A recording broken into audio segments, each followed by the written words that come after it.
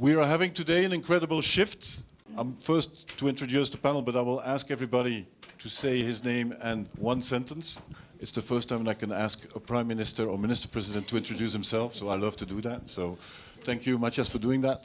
So what we're going to do is we're going to have a general topic and ask questions to the policymakers or to the investors. Everybody has a certain role in here, and that will become clear when the persons are presenting themselves. So today we started with the shift. The shift is basically understanding your ecosystem, and once you understand your ecosystem, and that could be your own system, or the system or the ecosystem where you are as a company, as an individual, as a group, then you can start shifting. And first you need to understand that. And there's no such thing as a free lunch. And I love to say that when policy is around the table. So that means that we'll come out with a concrete idea here, and we'll see what will happen with it. So we might shift something. So I'm hoping for that. So we'll go just this way, and I would like you to present yourself, and you have more or less 1 minute. And what is your specialty? So 1 minute is quite long, but I'm Matthias Diependalen, Minister President of Flanders, which is the economic powerhouse of Belgium, the northern part. I'm also responsible for economics, industries, innovation, scientific research, and some other things like digitalization of the government. I think that's the main thing that I can tell you. I'm a lawyer by education, but that's something that I try to hide. So. Thank you. I'm Nicolas Schmidt-Ursula. I'm an investor. I run investments mostly for my own and a fund. We work with several family offices from around the world. Investing a lot in things like AI. OpenAI has been one of our investments, Perplexity and other things. A great company called Axon J. I'm originally from Chile, but I live in Milan. I have lived around the world, always working in finance, mostly at a large bank, JP Morgan, working in New York, Europe, and back in New York, and then now in Italy. I'm originally from Chile. Thank you, Nico. Yeah, I'm Roald. I'm from Belgium, from Liège in Belgium. I'm an investor with a fund called Noshak. My task with them is to try and hunt the next unicorn. So far we've been able to lead an investment in Odoo back in 2019, so that was a good one. And more recently in Aerospace Lab, they're building constellations of satellites. So if we have Starlink-like constellation soon in Europe, it's likely going to be built by that company, Aerospace Lab.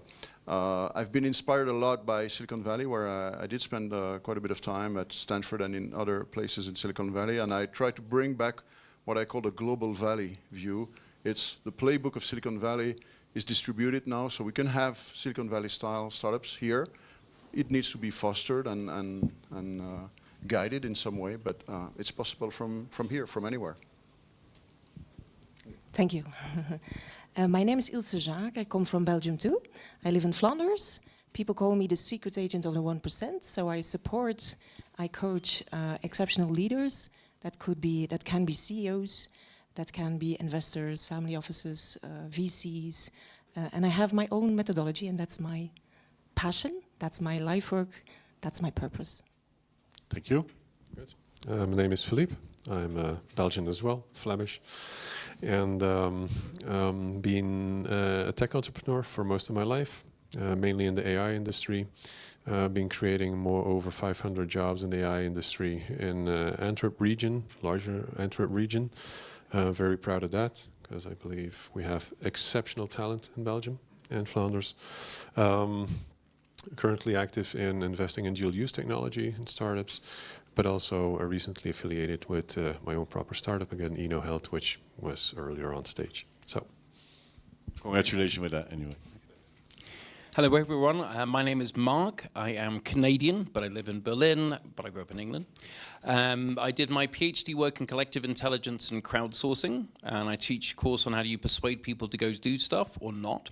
I did an IPO for my first software company. I'm going to talk about that maybe a little bit later because there's some things that I think Davos should hear. Right now, how many of you are in on Davos? If you put your hands up just so I can get a feel. A few, okay. It'll be all of you, obviously, after this. So right now, then, this is my 18th WEF, and I realized it was an incredibly good platform for me, but rather than being selfish and hiding the knowledge to myself or a couple of friends, I decided to share this knowledge, this secret insights for doing Davos to a few more people, mostly because I realized we need to live in a world of abundance, which we do, but in a world of scarcity, literally the few, we have fewer connections. By the way, the WEF actually backwards means few. Okay. But so right now, therefore, I created on Davos, and so happy to be here and be invited to the shift as well. Thank you. Thank you, Mark. So, we have those incredible people over here. You see you have all different angles to it, and that's what the shift stands for, is to have different angles and have a discussion about that. So I would say, who has a question for our Minister President in about, for, you know, like questioning about policies, for instance. So I don't know who wants to start. You can have a final, yeah, Nico. One of my main theses for 2026 is whatever it takes. And the framework is that. And we have seen the president of the US doing whatever it takes for whatever he wants, which is the midterm elections. And I'm reframing that or rephrasing that to Europe based on the suggestions of Mario Draghi for innovation, for the changes that Europe has to do. So how you see that, how you're doing, how you're working towards implementing some of that or something different? That's a very big question, and I can give you a very long answer, but I'll try to keep it close. First of all, we really have to stop looking at Mr. Trump as rabbits to a light bulb. It's not relevant anymore. We can't find any logic behind his words. I have to respect him. He's democratically elected in another democracy, so I will respect him as a president of the United States, but there is nothing. You can't do anything with his words because there is no logic behind it. But we really should stop focusing on that side of the Atlantic Ocean and really start looking in the mirror and start working on ourselves. And if you ask me, 4 things need to be done. First of all, you mentioned Mr. Draghi and Letta. Let us be honest, there is nothing new in there. There was not a word new in the Draghi report or the Letta report. It was all things that we already know for a very long time. And one of the most important things is get that internal market fixed. You know that Mr. Draghi also read the report of the IMF, and the IMF said that the internal market within the European Union, so internal trade barriers within the European Union, if you would express that in a tariff rate, it would be at 40%. So a lot higher than the 10, 15, 20, 50, or whatever Mr. Trump is putting on us. That's 40% for goods, 110% for services. So that means that all economic gain is still here, open for us. We can still harvest it right in front of us. We don't need Mr. Trump for that. Enormous economic gain right in front of us. We can do that ourselves. So that's the internal market. Second thing is our competitiveness. And I'm very sorry, and I see the man in front of me. I agree totally. Ecological goals are very important. But we have to balance them with our economic welfare goals. Because we need that welfare to do the one thing that politicians should do, take care of each other. That's what we have to do. And that's my job, actually, take care of each other. We need revenues for that. So our welfare, our economy has to do well to take care of each other, social welfare and so on. So we have to rebalance ecology and economy, and so get our competitiveness again. We're not an island. We have to be competitive with other parts of the world. So that's the second thing is. The third thing is what I hate the most. And that's the fact that we need a military buildup. I hate it the most, honestly. But we need to do it. We know what's happening in the Ukraine. We see what's been happening in the north of Africa a couple of years ago with ISIS. And we also know that you don't play any role geopolitically if you don't carry a big stick. You can keep a low, silent voice as long as you have a big stick. At this moment, we only have a silent voice. Nobody listens. So that's the third thing. And I honestly admit, I hate the fact, but it's a necessity. And the fourth thing is, and that's actually the most beautiful thing, we need to find new friends And there are many people around the world, regions that want to be friends with us. Mercosur is one of them. India is another one. And I'm actually convinced that everybody who wants to grow in the future as a community, let environment thrive, economics thrive, so make sure that you can take care of each other more, they want to be friends with us. And it's good for us because we need the materials, but also the export, import, the whole system. Trade made us rich. Actually, one last thing I'm saying, and that's on that fourth issue. If you look at the last 200 to 250 years, 250 years ago, about 90% of world population, not only the European Union, not only the West or whatever, 90% was poor. Today, only 10 to 15% is poor. Still too much, but that's the progress we made because of free trade. Well, we have to treasure free trade. Of course, within a rules system, a system of rule of law, we have to keep that in mind. Free trade is never totally liberal. It's not. It has to be in rule system. And then there's really the last thing to say. 3 things that built the prosperity we have: democracy, rule of law, and actually free trade / an ugly word today, but it's the principle we need is capitalism. Thank you. Very good. So I would like some reactions on this. Yeah, Philippe, go ahead. Capitalism, I fully agree. Sounds like a dirty word, especially in Belgium sometimes, yeah, in Flanders. So my question would be, we can change in terms of policy whatever we want, but there's still this cultural aspect, right? The cultural aspect that we have in Belgium, for example, it's where words like capitalism is a dirty word, for example, but also in terms of risk-taking. You know, a lot of people don't take the necessary risks to build these companies, are trying to avoid failure as well. I'm not advocating for failure, let that be clear, but these are things that happen. So are there any ideas on what could be done to actually incentivize more risk-taking, proper risk-taking, I mean, calculated risks? Let it be clear, we're not going to ask only questions there, so everybody can also answer. Maybe somebody else. Yeah. So. I take it. I mean, one thing that strikes me, I don't think in general Europeans are not risk takers. You don't have necessarily the right vehicles. And it's a matter of, we were discussing with a few, you invest in venture capital in Belgium, and you look for a Belgium venture capital firm. At the same time, somebody is investing in the same type of company, maybe in Finland. And maybe why you don't join forces is simply because you don't know each other, you don't distrust, or you feel more comfortable with somebody that speaks your same language and is in the neighborhood. So it's how you break those barriers, how you make it more easier. I'll give you an example also. Pension funds in Italy were allowed to invest in venture capital. Fantastic. Now, only in venture capital firms are investing in Italy. There's not enough firms for them to allocate all that capital into Italian startups. They need to invest across Europe. So you need to facilitate a vehicle for that. So I think very good point. Many times we look into governments. Yes. I think we have to look into ourselves as well. So that's why I wanted to river back this question as well, not always towards matches, but also, Mark, you're in contact with the ecosystem of Davos, which you see millions of ideas going every discussion, etc. So what's your take on that? How can we also put those ideas together pan-European wise?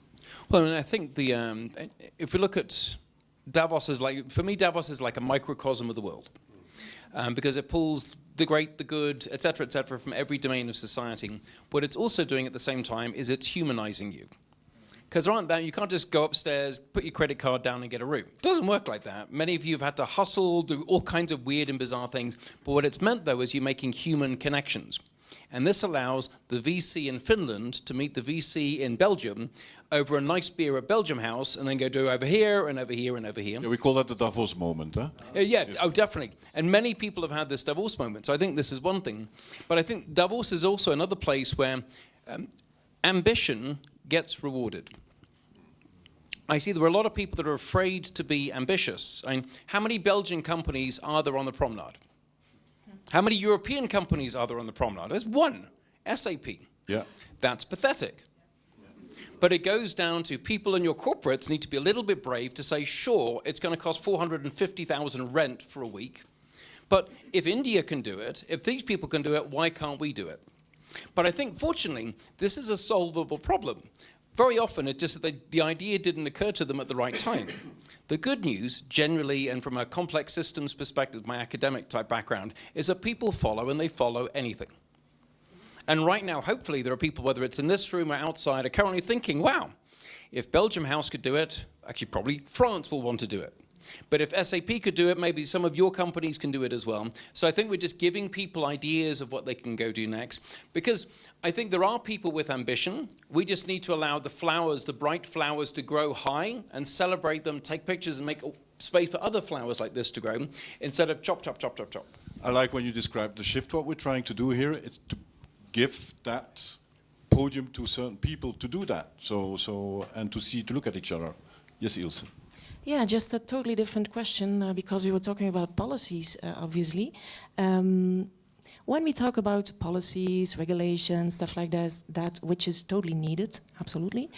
But sometimes I wonder what about the human connection aspect? Because if you give people rules, they're just occupied with the rules, implementing the rules, creating rules on rules, talking less to each other, trusting each other less. So what is your solution for that? For somebody? Who wants to pick up that question? Too many rules. Yeah. Yeah. It's a dangerous question for a politician to answer, but And the lawyer. I was kind of hoping you would pick it up. I was kind of hoping you would pick it up. First of all, just allow me to answer the previous question. Very short. There are two kinds of people that like taking risks. Those two that have too much, and those that have nothing to lose. And the fact that in the European Union, which is a good thing, we have a very broad middle class, is the reason why we are, in general, of course, risk avoiding. And by the way, there is some studies, scientific studies that show that the higher your education has been, if, of course, you don't have too much or nothing to lose, you're more likely not to take risk. But anyway, that's the thing. The other one, rules. You know, the single one most important debate in politics is that how much should a government steer society? How much should we as a government decide instead of you as an individual? That's the most important discussion there is. And that's I'm not aware of American or Canadian politics, so I don't know the spectrum there, but especially in most European countries, that'll be the discussion between the left side, who says that everything has to be decided by government, and we know it better. We know what's good for you, that's the left side, and the right side that says, and I'm a little bit more on the right, not only because I think, as I said, politics is taking care of each other, so there is somewhere a healthy middle path, but the right side is actually more, we have to get a framework. And within that framework, you do your own thing. And that framework is actually, yeah, the polite kind of thing that we live, we are individuals living next to each other, and the end of one person's freedom is the beginning of another person's rights. So that's where you have to get the framework in balance. But you cannot make it very broad, or very narrow. So narrow is more for the left that want to decide more for you. Broad is more for right wing, and that's let people are free. That's the biggest, most important discussion. Thank you. Yeah. Go ahead. Free, and do you think it's important within that frame that they take some kind of ownership, that we teach people, yeah. Actually, I think it's enormously, tremendously important that the more freedom people have, the more ownership, initiative, creativity, innovation is allowed. And of course, you need to, as I said, you need to find a balance between those two. But without that, you don't have initiative, ownership, innovation whatsoever. Of course, but that's a big part of my job when I coach like an executive or an owner of a company, change the whole culture into ownership within the company. And I just know that on a big scale, it's so hard to do. So sometimes I wonder, how can we transform our total society in Europe and the West into ownership, you know? Yeah, but that's the question, of course, how much do we want to steer society? Maybe society is more something that evolves in a normal way. So. All right, are there Mark, you have a comment on that? Yeah, so I think one of the sort of things, so Davos is missing something right now, and something's missing from this conversation. I'll stick China as the first one on the list. Because I think it's all very well if you look sort of comfortably at your own home, and if we could just survive and trade enough like that, it would be fine. The thing is, though, we have a global competition. The technology tools that are used by OpenAI can be used by DeepSeek, can be used by anything else. And so right now, even if we have a European-centric view, which is very important. I mean, I live in Berlin. I've grown up all my life in Europe. Right now, there is a global market. What I'm personally missing from Davos is China.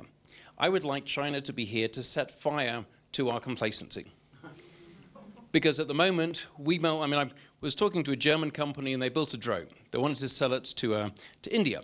And the Indian said, well, your drone is too small, it doesn't carry enough weight, it's 5 times as expensive, and it doesn't go very far. So right now, I think also, like, our European ecosystem is interesting. I think we coddle our early stage companies. I think Europe does a nice job, I wouldn't say a good job, but we do a nice job of helping create startups, but we create weaklings. We create people that can survive on €6,000 a month stipend and a free office. But then there's no energy, there's no drive, there's no force to create the billion-dollar companies, which is what you really need. Is it about the ambition you want to talk about? Is that linked to that? But I think it's definitely there's the ambition. The other thing is that we have to look what other countries are doing. Right now, there will be humanoid robots that will come over from China, and our European ones will cost 50K, and the Chinese ones will be 6, and our solution is regulate, regulate, regulate, and if we make it so expensive to bring them in, then we can be fine for another 2 years in election cycle. It just doesn't work. Agreed. We have in the next panels later on, we have discussions about exactly those topics. So I think it's a very interesting discussion. I believe in code of conducts instead of regulating too much. So in certain new industries, because like policy is always behind the technological evolutions, and that's a bit normal as well, I would say so. But then you need to do other things. Yes, Roald, you have another question, I guess. Yeah, well, it was more of a comment on to rebound on what something Philip has said about mindset, about what the Minister President has said about the role of top-down versus bottom-up, and probably also with the ambition of Mark. So a concrete example that I see, I'm getting involved with the Alumni Association of my alma mater, UC Louvain, right?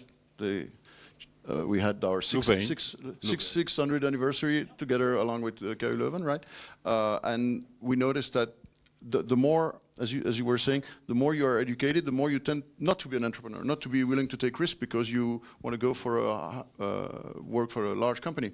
What we are starting to do in Louvain-la-Neuve is to have a wall of fame of the alumni that have started a company. You know, like the Walk of Fame at Hollywood. So we showcase our alumni so that other students would see it every day, every single day, that there is another path to their career than just follow the business as usual route. And I think those are small steps, but they help change the narrative. They help foster a culture of ambition. Oh, I see Fabien Pincars, who started a 7-time unicorn. Why? He's like me. He's done the same studies. So, pulling people upwards. I think that's a great idea. I love that idea, and we should do that more. We should be more proud of being European, or being Flemish, or being Finnish, or being etc. I think that's a very good point. Have role models. I have another question. You talked about his cap, make nature great again. So I really like that. So it's not making Europe great again, it's making nature great again, because it's a global thing. So we sense that ecology is a quite important chapter in what we do also as business and as policy, of course. We launched early on this morning CPR for the planet, where we don't work in silos, because pollution doesn't work in silos. Pollution doesn't stay in the air or doesn't stay in the water. It goes across the silos. So we think also that policy, investment, startups should go right through all those silos. So what's your take on that? I don't know who wants to start. Philip, I see you're thinking already. Well, yeah, I think that's one of the reasons why I got really interested in dual-use technology, because there's not only a military component to this, but a very large, vast civilian spillover. Currently working with a startup that's pioneering in holographic technology, capable of building actual technology that works to detect first of all, and deflect hypersonic missiles. We don't have any Golden Dome, right? So this is this young kid.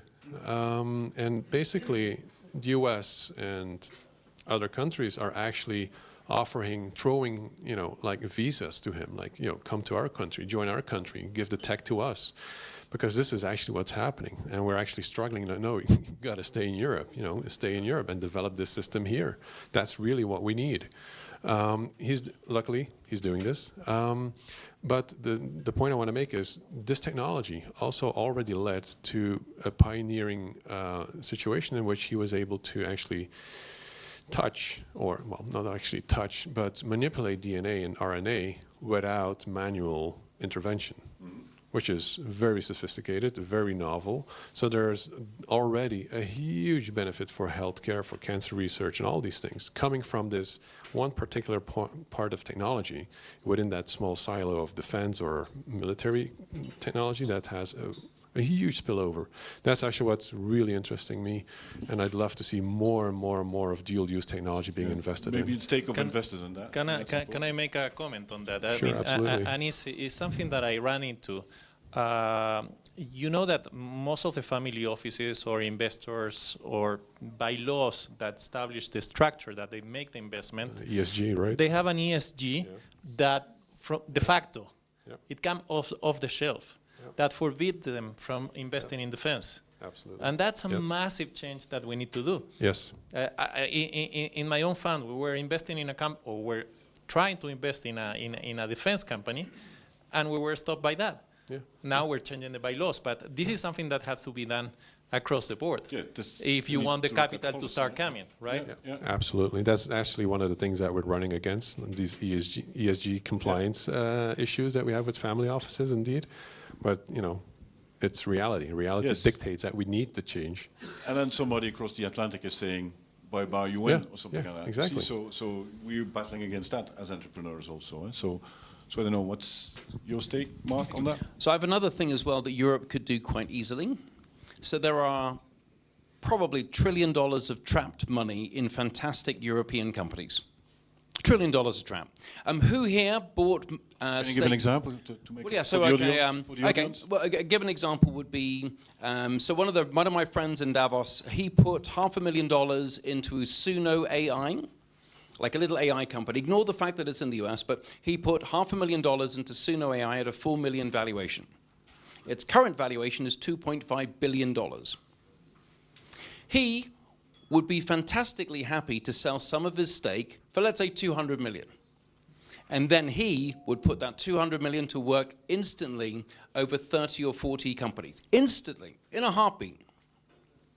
Thankfully, what he need to have is whatever trusted counterparty and sign a piece of paper called a contract.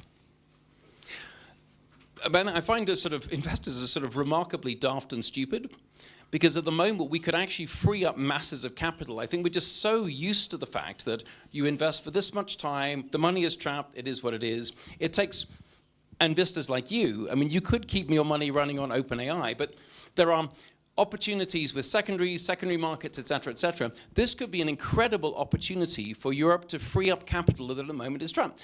I IPO'd at the last moment. There were no IPOs after I IPO'd for 18 months in London because the market froze. So therefore, people are trapped. I think if we could trap the capital that is in here, which isn't that hard to do, we can do it with an existing instrument, we would see an absolute renaissance to get the money moving. There is no velocity of money, but there really should be. Yeah, like in the US or in other regions. Agreed. Yeah. Yes, Philip. No, I'm just concurring. I mean, every company we sold was sold to a foreign, to a US company. Yeah. Then their pockets are deeper, their capital markets are deeper. But it's not even the depth of the pocket, it's the velocity of the money that's flowing. Yeah, That's the thing. And that's a shame, actually. You But know. it's a little bit of the ownership, right? Yeah. And the ownership of the people with their own capital voting, right? Another example, and this is painful. I like opera. I'm in Milan. You have the Scala. Fantastic opera. You know who financed the opera? First is the government, and the second largest private financing comes from Americans.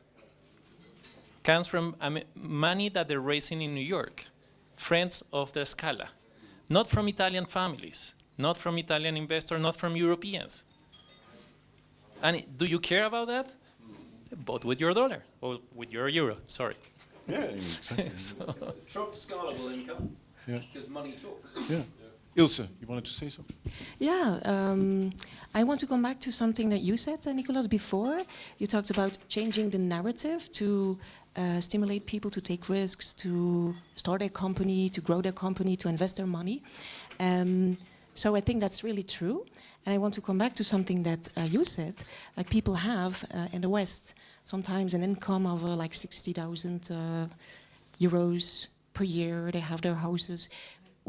At what point do people have too much comfort in order not to take risks anymore, not to explore their full potential? Just a question. I think it's a very good question. Somebody wants to answer on the panel? Maybe I don't know where it is, at what point there is, but it's also something individual. I do want to say something about the last point. We expect too much from government. And that's the reason why you don't have, what it's called, if you do that, helping other people, and it has a name, philanthropist, that's it. You see a lot, I think we are all convinced of the fact that the European Union is the best in humanitarian aid and all that kind of things, as a government society, as governmental institutions doing that. But because of the fact that everybody in the European Union expects its government to do that, they don't see any necessity for them to do it themselves. So in the United States, it's differently. And there you see a lot more philanthropy. There's another example, like we pay 100 million a year in Flanders to protect our cathedrals and our immovable heritage, the nice building, castles and stuff like that. I see in the United Kingdom, the National Trust has 6 million members who each pay between 80 and 100 euro a year to be member to support immovable heritage, also nature initiatives, by the way. So you have a society themselves, how do you say, ownership? Yeah. Ownership, they feel themselves responsible for maintaining nature, maintaining their heritage, and so on. But in some areas in the European Union, I think they rely too much on government. So then it's a little bit further. It's not my responsibility. They'll take care of it. And that's a bad thing, if you ask me. It's also a bit a chicken of the egg. Eh? It grew like that as well. So it's yeah. easy to say it's not the politicians, and we need to look into the middle in that. So yes, Ilse. And then we'll take questions of the audience over here, so prepare already mentally to have some questions. Yeah, just philosophical question. Sometimes we say people have the government that they deserve, but could we turn it around? Could we say, like bringing more ownership to the crowd, to the people, can also be like created by the government? Just an open philosophical question, by the narrative, by giving them back their power and really framing that, I don't know. Just a question. We talk a lot about an economy, about accountability.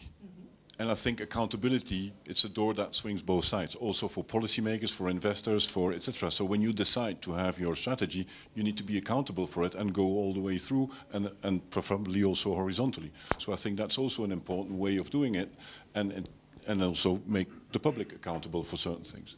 All right, are there any questions? Is there? Yes, Greg, can you play Usain Bolt and go with the estafette stick everywhere? Hi, my name's Shane. I run a startup called Twiveling. It's a twin of me, but I'll talk about that later. The question is this.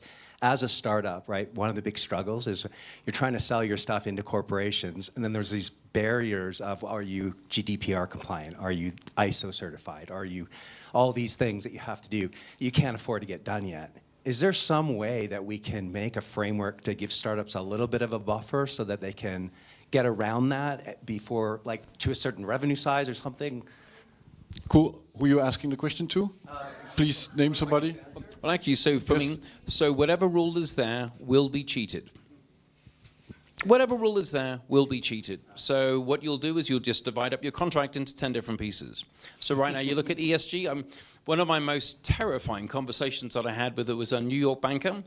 And I was telling about defense stocks and everything else and tobacco. And he said, the goal of ESG is as long as their direction, you believe their direction is okay, then it's okay. From our investment fund, it's okay. Like as long as you think that ExxonMobil will eventually stop producing oil, then it's okay. Every single rule can and will be cheated, particularly the ones with money involved. So if there was a small business scheme where you could avoid GDPR, you can guarantee that at some point, just for fun, Meta will suddenly become a small business. Sorry. Yeah, I'm not certain that I agree with that, and sounds a little bit like fraud. But anyway, it's something different. I do want to say one thing, and there is a problem we have in the European Union, and not only the European Union. I think my own government has the same problem, and that is that we forgot the link between a rule, so something we forbid or we make obligated or whatever, and let me call the societal goal. What do we want to achieve? So you can only drive 50 kilometers an hour. Why? We want to avoid accidents or injury. You're not allowed to... Or pollution. Sorry? You can say it, or pollution. Or pollution, yeah. But we know what our goal is. And there are a lot of rules that were made in the European Union that forgot the link between what is the societal goal? What is the effect we want? And the most disastrous example of that is, it's not GDPR, but they actually went back from it.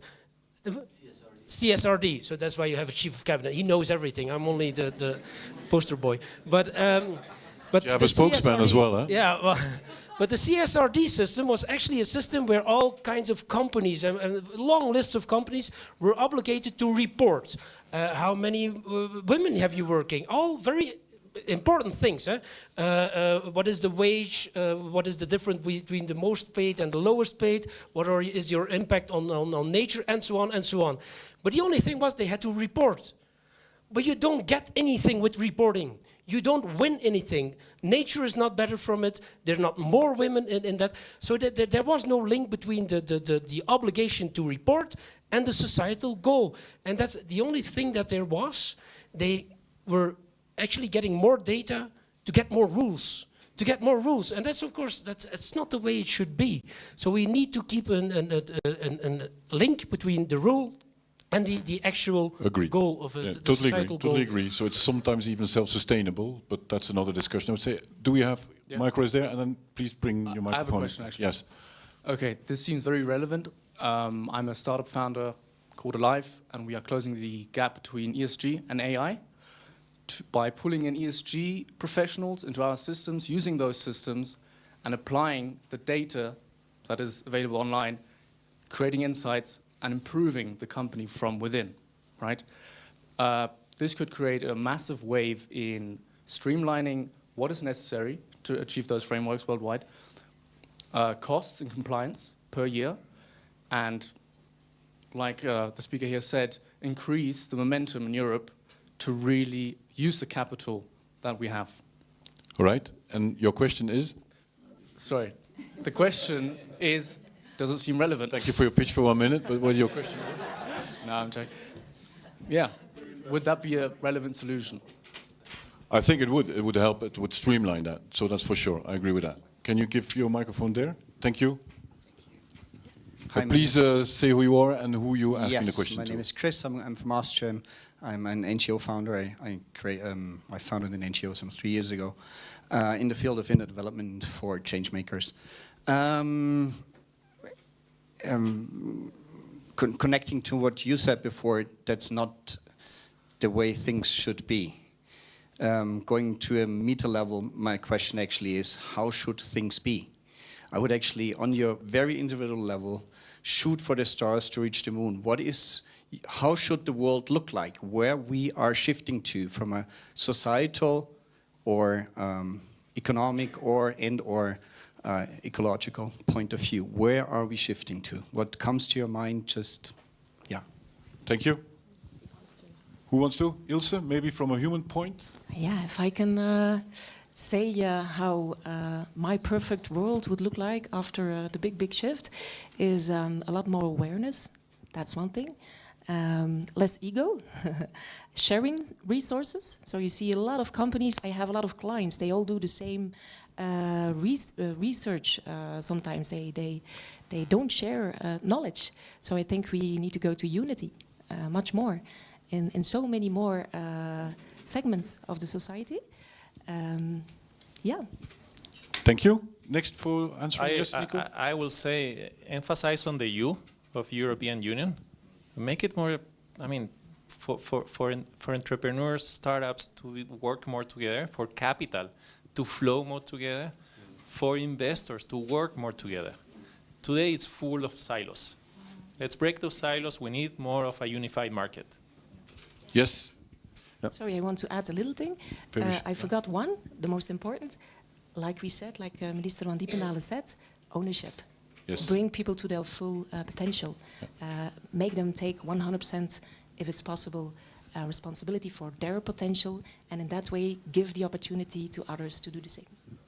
Roald, super short. It's going to be short. If I had a magic wand, I would start with education, and with 12-year-olds, you can turn them into change makers, and that's how you build a generation of entrepreneurs. Totally agree. Totally agree. Yes, take a question from yours, please. Thank you. My name is Chris Moore. I'm the CEO of Nordic Group, and we are a small family office that have built into a chain of healthcare companies across Scandinavia predominantly. And I want to work on Mark's comment about this locked capital, because who are the best people to invest in new companies? People that have experienced in investing in new companies and have built them themselves. And one of the areas of locked capital, I think, from a political perspective, is in corporation tax. So we as an organization profit, obviously, on our efforts, and we pay tax, fair enough. What about, and I ask this both to Mark and to the Minister, what about if we empowered smaller companies, and maybe there's a cut-off point, I don't know about that, that would, if they were able to take 50% of their corporation tax and reinvest it in the next 12 months in new projects, that would free up capital, it would allow innovation, and it would be done by people that have experience in doing this before. So, by the way, I love the word locked capital. I'm using Davos to work out, let's say, how like narrative talk. So I love locked capital because it doesn't sound good, does it? And what I think is interesting from the US, and I don't know exactly the thing is, but there are huge financial benefits for people selling their stock as long as they reinvest it in 6 months. So therefore, the money is incentivized to keep moving, not as in Europe as to, I mean, my German friends that sell their companies, they buy real estate. So I'm a really great entrepreneur, and then I just buy real estate. And it just so it's a European thing, by the way. Yeah, and most Western European countries. So the tax system could be used, and that is something that government can do, and we here can influence. At least some of us will be voters somewhere, but we can influence and use our power to get these type of things done, because we do see, and the capital would be redeployed. We would be creating more jobs. We would make more investment. So I think if we could have more tax incentives for that, that would be a very good idea to free up our capital. I think, but... Yeah, I agree. We have systems like that in Flanders, in Belgium. I'm not a fiscal expert, so don't take my advice for granted, but the thing is that in the fact that if you invest it in your own company, you can deduct it, but also in research and development. We have a system where you have to pay 80% less labor costs if you employ people to do research and development, which is actually a cost for the federal government of 1.6 billion. For us, that's a lot. So we invest a lot in it, in some kind of those fiscal systems. Yeah, I think that's a very good, and I think we'll need to take it even a step further there for the future. I agree with that. Okay, we have time for one question because we need to round up. Yes, Hafiz? Hi, my name is Hafiz Sharif, serial entrepreneur with a new startup in AI related to health. And so I'm an ardent European despite my accent and what's been happening with the UK. I really want to raise money in Europe for my latest company. It has been sensationally difficult, especially in London. And what a lot of people in my ecosystem, so we've moved to the US, a lot of people in my ecosystem are saying the same thing. It doesn't seem to be about capital, it's about attitudes. So my question is how do we really stoke in, you know, the interest in like taking risky early pre-seed and, you know, bets that are going to kind of get this. I love your question, Hafiz, and I'll let Ilse answer, because this is about culture, it's about people, it's about indeed taking risk, taking responsibility, taking accountability. And like the US, you have 10 IDs, they know they're going to lose 8 of the IDs, but they're going to win 2. So it's a bit that mentality. What is your experience with management and C-level on that? Well, your question is actually, Hafiz, just to be sure that investors are holding back and are very. Is that your question? No, it's high, right? It's humans, huh? Yeah, it's the impression that one gets that there is some unwillingness in London, in Europe, to just kind of go for it and make the big bets and really support these sort of new ideas. Mm-hmm. I'm not saying it's not a problem, but there are a lot of companies who do it. So I would say if they can, of course you can, but you will do it, of course. But yeah, I think that's a problem of our society in the West. It's a little bit correlated with what I said before, the lack of ownership, the lack of too much comfort, and we can only change it by creating awareness. And there are a lot of studies who show that not all the people are actually able to transform themselves, to go beyond their fears. Like we saw this morning in a panel, somebody saying that was impressive to me because it was something I didn't know, that 42% of the revenue is getting lost and people not trusting each other. So human behavior can only be changed one by one person by one person. So that's my, how should I say, that's my work, that's my life. And how can we change the narrative? That's what I said before also. How can we incentivize, or how can we stimulate our population to see that walk of fame, you know, to create perspective, to see the effect of maybe succeeding, you know. Why always thinking about failing? You might succeed as well, you know, but we don't talk about that. And I think it's a personal thing. A lot of people who have the potential should be more aware of that and should be helped in changing their behavior. But I think it's a thing in the West too, that we need that walk of fame. I think it's about, indeed, create perspective. you're pointing it very well, about awareness and consciousness. Yes, Mark, you're eagering to answer that one, but make it short, please, because So we're I'd running actually out of have time. completely the opposite thing. This is all about money. Investors are only about money. Businesses are about money. When an investor is saying, "Oh, please convince me," it's money. And right now, if the financial incentives aren't there for the investors to put their money in, they can't do it. Even if they're lovely people and they believe in you and they think make sure it's great again, they have a fiduciary duty, they have certain targets. But Mark, I'm going to interrupt you. It's also you invest in a founder as well, so you invest in people as well. So just to counterbalance what you're But yeah, a little bit. Yeah, no. Well, it depends which stage. Yes, okay. And it depends what type of fund you have. no, And, okay. but I mean, part of the issue is that, so in Europe, most of the, like I think it's 40% of VC money comes from the European investment fund. Yes. So right now, the state is so far integrated all into our risk capital. True. That it doesn't make it very risky. true. It makes it risk averse as a financial structure. Yes, yes. Okay. One last question. We talked about the next generation, so I would like to have one question there. So please go ahead. So you talked Say about, who you are, what you're doing. my name is Driti Mohore.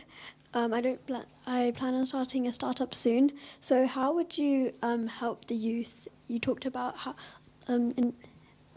helping the youth. So how would you help to invest, etc., etc.? Thank you. Thank you. Can somebody, Roald, maybe something for you as an investor? Don't forget to be young and stay. Yeah. I would say, I think stay a child, huh? Even if you're grown up. I think the biggest hope is in the next generation. They understand the changes, they embracing the changes, and they forcing their families to direct the capital into those changes. Yeah. So big hope there. True, you need to be aware. We had a discussion last year in Davos about that. It was about more aware decisions that in financial services and in financial investment markets, is that the next 5 years to 10 years, there's a whole new generation that will make the investment decisions. There will be 50 years old male Caucasians, and there will be more females also taking that decision. So you will have a shift also in where the investments are going, because it's going to be a new generation that is doing that. Yes? One thing that I can tell is, at home I have an experiment with a one person, my son, who's 13-year-old. So it's a limited experiment, but you know, I introduce him to 3D printing, and then gradually, so he's fascinated by the technology first, and then, oh yeah, but we can build things that we can sell, you know, and so that's the early steps of entrepreneurship. And it doesn't have to be heavy, it doesn't have to be forced, but it's a way to make people understand, you know, technology is here. It's not bad or good. It's what you make of it, and Always. get familiarized with it, and make your. We had this path. morning in the CPR, but it is again the Americans, Hunch NASA, who is investing in STEM and in the youth as well. So, but they're coming doing that in Europe. So we should have counterparties that doing it. I know they're existing, but they're scattered around across Europe. Yeah. They're not unified. So I cannot hear STEM without saying STEAM. You know, you have to add the A for art. Yes. For many reasons. It's not just art, but it also I agree with makes you. it more open to women as well. All right, we're going to finish up because we're running out of time. All the panels that are coming up today, we're publicizing a book. Yes, Matthias, you're also in the book? Yep. So we would like that you buy the book or you read the book for sure. But the thing is also, it reflects all the discussions that we had today, and there were like pretty interesting questions, and we want to work across those silos, so that's why we put everybody in a book. So that book is Cross Silos. Thank you very much. Big applause for the panel, and please mingle around. And if you want a book, please, there's a waiting list for the book. So, but I'll give books to the panel. Thank you.